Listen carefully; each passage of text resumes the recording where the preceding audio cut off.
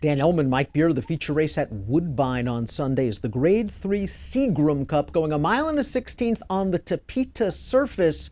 You can play this nice Woodbine card with a DRF Bets account. Sign up at drf.com/bet. Get $100 in deposit match. Here's the field for the Seagram Cup. You're going to have a big favorite in here. The stick on the morning line's the number 1, Mr. Haverkamp, who returned off of a 7-month layoff to take down some nice horses in the Forbidden Apple last time out. And I liked the way he won that race. Junior Alvarado just put him 3 wide. He was getting out a little bit in the stretch, maybe feeling the effects of the layoff off that yielding turf course, but he beat a nice field. He handles synthetic, and he draws a great inside post. Yeah, I mean, there's a lot adding up to this horse being a short price in this race. He did run really well last time. I mean, it may not look it on paper, but that pace was pretty fast, and he was not that far away from it. He took over in the stretch and he held on. I liked that win from him, Dan.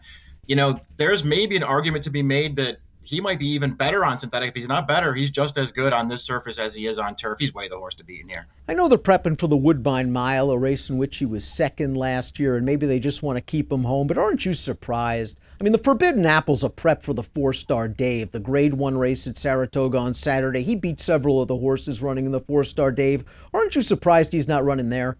Yeah, I'm a little surprised they didn't just shoot for a Grade 1 off of that win last time, but I guess they're going to point for the race at the end of the year at home and try and win that one. Good news also for Mr. Haverkamp, his tactical speed. Let's throw up the Timeform US pace projector. We are not expecting a fast pace up front, and we got Mr. Haverkamp sitting second, applying the pressure to likely pace setter number 5, Mr. Ritz. Mr. Ritz might be coming up to this race in sneaky good form for a very good trainer in Josie Carroll. This is his 3rd start as a 4-year-old. His first start back on synthetic I thought was quite good against a fairly underrated horse in Super Tappet. Yeah, I thought he ran great in that race. He went a legitimate pace in there. I liked how gamely he stayed on in the stretch when Super Tappet came for him. He just missed at the end.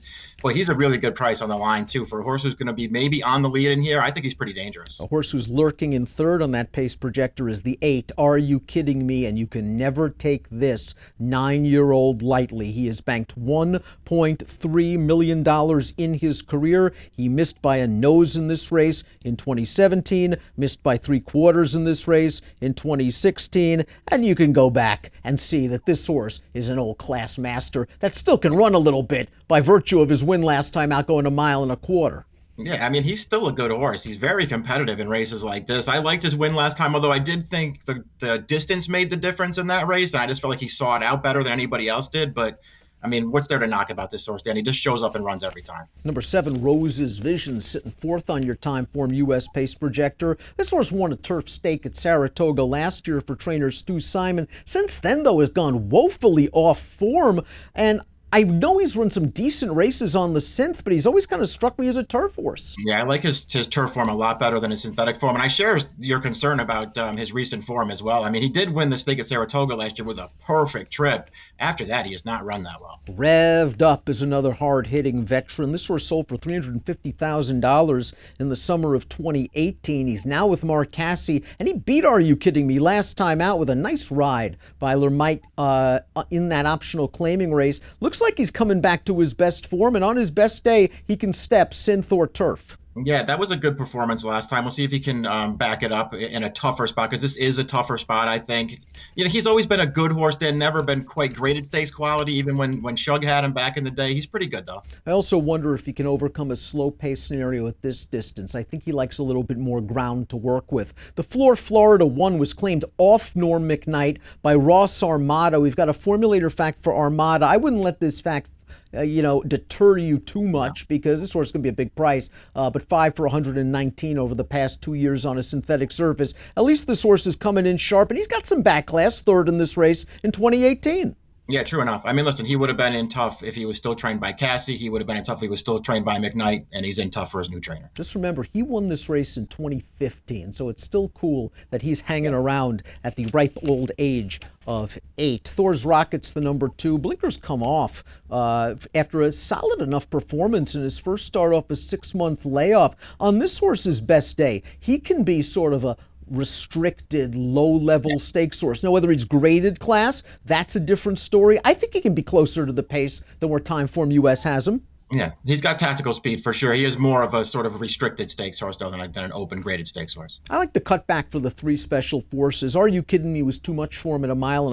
Yeah. Not that this horse ran badly. He ran just fine as the beaten favorite, and he just keeps moving forward with each and every start. Maybe we've seen the best of some of these. I'm not sure we've seen Special Forces' best race, and that alone makes him dangerous considering his recent figs in form.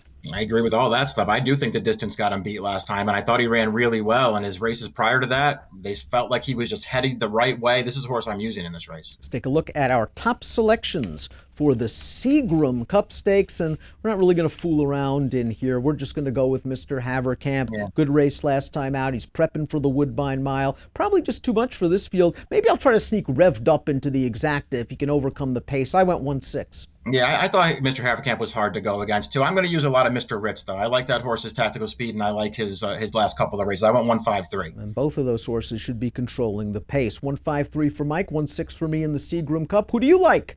Take advantage with a DRF Bets account. Press your opinion with that $100 deposit match at drf.com/bet.